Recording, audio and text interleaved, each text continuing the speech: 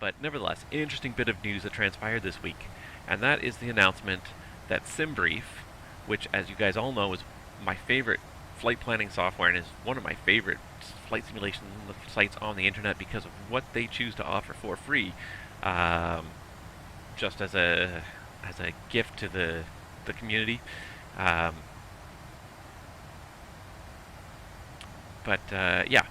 what they choose to offer for free, and then so this week it was announced that SimBrief was actually purchased by Navigraph, which, again, I'm not sure 100% how I feel about this.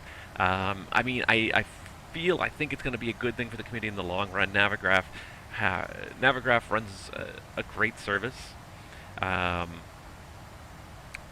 I feel like maybe their pricing might be a little bit high for what they offer, but at the same time, I know that they're using commercial data. I'm pretty sure they have to pay Jeppesen for the data that they then turn around, translate, and redistribute to simmers everywhere. So, they have to obviously offset that cost, as well as their other infrastructure costs. And certainly one thing I'll say for Navigraph is that their service is definitely, it definitely does its job well. They're very quick to react to new aircraft that come on the market and make sure that their data can be available to integrate into new aircraft on the market. They're very their data is always prompt on the day that new data becomes available. It's always out there some point early in the day, ready for the updates. I've never seen too many data problems with Navigraph. Their system is very well run, very smooth, very seamless, to the point where you barely even notice it. Their updater is great. You just sort of set it going and just walk away, and it updates everything for you very quickly and painlessly while you're away from the while you're away from the computer. It just does the job for you, which is great. So I think Navigraph is a great service. So first of all, and I think that they're a good company. They charge a fair bit for their service, but they do provide excellent service.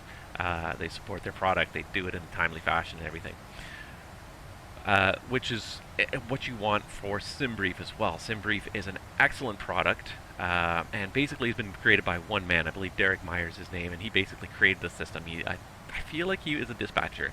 I'm not sure if that's 100% accurate, but I think he is a dispatcher for an airline because he seems to have a very intimate knowledge of how the Lido system works and how dispatching at the airline level works. So between his aviation experience and his programming capabilities, he's created a website that he offers to the community for free. That is absolutely fantastic as a resource. It generates incredibly realistic, accurate, precise flight plans with very realistic flight packages, all the information you could possibly need. And you guys that have watched my stream before know this. I use SimBrief all the time. All the information you need. Like, this looks exactly like a flight plan you would get handed in the real world. All, in this case, how many pages? 44 pages of it. And that's exactly what you would get in the real world. You get tons and tons of pages with more information than you know what to do with, just in case you need some of that information out there. So the way he's integrated all these different aspects together, he's got the NOTAM system, the weather, METARs, and TAFs are imported, the route generation, performance data, all that stuff. It's extremely well done, and considering that it's been basically more or less the work of one man over a period of years, and it's slowly improved over time and more features have been added, but nevertheless, one person's work, it's fantastic. So I think it's going to be a very good thing to have it be purchased by Navigraph. The biggest reason is that it will, I think, ensure the long-term continuity of the website. And it's great when one person is so dedicated to their job, to their task, to their project that they can put all this time in and create a wonderful project. And because it's a one-man project, it's also very focused. He knows exactly what he wants to do, what he wants it to look like, kind of the end result. Able to react to what other people want, but when you're one person working on a project, you can very much focus on the project, doing it the way you want. The one downside, of course, of being a one-man project is that if anything ever happens, whether it be you just run out of time because maybe your life situation changes, you have a kid, or you could take a new job, or you move somewhere, and you just lose that ability to work on it. the trouble with one-man projects like this is that then they languish, and that is probably always been in the back of my mind. One of the biggest concerns I've ever had with SimBrief is what would happen if this one guy who put all this time and effort into this project suddenly one day didn't have the time to put into it anymore. What if he lost his job and he no longer was able to support the project? He's put a lot of his own money into this project, supporting the server costs and everything, and people donate to him and to offset that cost. But I imagine he's probably, with the amount of information, the amount of flight plans being generated, the amount of bandwidth and processor power being used, I'm sure he's probably losing money more than he's making money off this website over the long run. Maybe he's making some money, but I'm sure he's not making much. But what happened if he suddenly lost the ability to do that, to pay the bills anymore for the website? Certainly with Microsoft Flight Simulator being more popular, more and more people probably than ever are using his website, I'm sure, to generate flight plans. What if his ability to pay the bills was suddenly fell behind, and we lost access to that website? So I think the greatest thing about the fact that Navigraph is purchasing this is it adds stability to it in the long run, even if it was, even if Derek was unable to do anything more with the website tomorrow, the website could continue to run. Navigraph would be able to at least continue to run it, provide the service as it is right now, and probably use some of their own tech people, obviously, to help maintain the service. So I think that's one of the greatest things, one of the big plus sides to this transaction. It took me a little bit off guard, but I think in the long run it's going to be a good thing, just because having a company that's bigger, like Navigraph, behind it will add stability to the project, will add the ability for just to make sure that it's maintained in the long run. It's become, to me, it's an indispensable tool. I couldn't imagine trying to do flight simming without it. It's such a fantastic website, churning out realistic flight plans so that you don't even have to think too much about the flight plan. You go and you put in some information, your origin, your destination, the type of airplane, and that's pretty much it. And you can hit generate, and it'll give you fuel burns, it'll give you times, it'll give you all sorts of other stuff that you may or may not need, but it'll give you all the information with very minimal effort on your part. So I do think in the long run it's going to be a good thing. The one thing that makes me feel a little bit weird about it, and again, this is kind of, now it's going to be a little bit interesting. I looked at SimBrief as a charity in a way. It was a volunteer, donation supported, and owner supported project. Now, as being as part of Navigraph, which is as far as I know, is a for-profit company, changes the dynamic a little bit. And I don't necessarily mean that in a bad way. But I would not think twice to donate to a project like SimBrief when it's, a not-for-profit type of project, when it's just simply a community labor of love. And maybe I'm painting it in too much of that,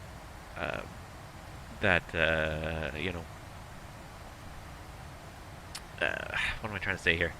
Maybe I'm painting it too much with a heavenly brush. It's not all altruistic, and maybe he was making some money off the ads and donations and whatnot. But at the end of the day, I felt like I could choose what it was worth to me and definitely make that donation on a regular basis. When it becomes part of a for-profit company, I no longer feel the inclination to donate, because I'm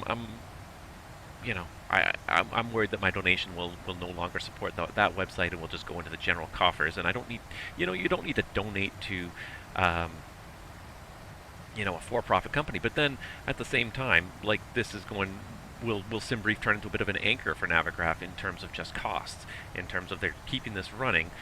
People are not donating as much as they used to because it's now a for-profit company. Do we really need to donate to a for-profit company? But then will they turn it into a paid service then to help support and offset the costs? And if they were to do that and set a reasonable price, I think a lot of people would be very willing to pay it.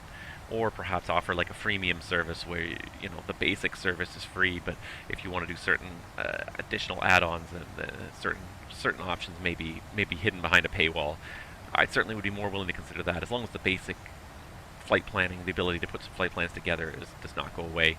And the thing is that Navigraph does make money off of SimBrief indirectly, just by the fact that they do allow, they do have their updated AirAx available through SimBrief.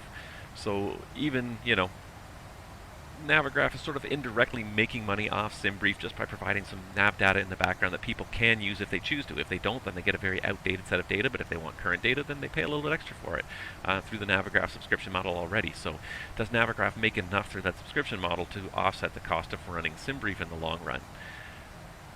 Those are the kind of questions that make me ponder whether this is really truly a good idea.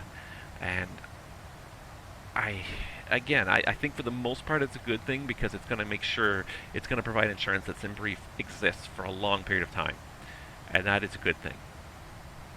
But I worry about the cost structure now, because I'm not going to feel inclined to donate anymore now that it's being run by Navigraph.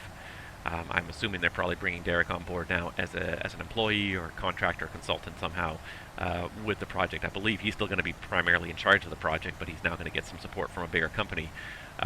Probably they'll work on paying for the hosting costs and all that, and let him focus on the development and everything else. But yeah, I feel less inclined to donate money at that point.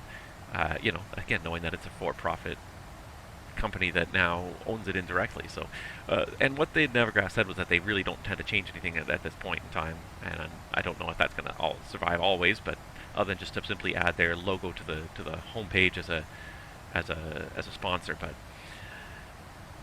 yeah, I have mixed emotions about it. I think it's probably going to be a good thing, but I wonder how the cost structure is going to work, because it's been something that's been very nice that we can donate what we feel is appropriate without feeling forced to spend more than we feel is appropriate. And so are they going to offer, is it going to continue to be a free service in perpetuity? Is there going to be some kind of a subscription model? And I would be okay with it if it was reasonably priced, because it is a great service. And I would be okay for paying for that great service, but I think at the same time, having it available as a free service really builds for the community as a whole. So many people who, wouldn't know a good flight plan were able to use SimBrief, try it out, get used to using their flight plans and understand them and see what good quality flight plans they had available to them. And be able to get used to using those good quality flight plans without having to worry about, oh, am I going to get my money's worth out of this subscription?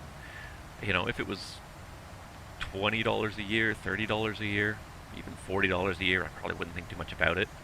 Maybe on the order of $5 or less a month would be probably, I think, pretty reasonable for that service. But again, it also depends on how many flight plans you generate too.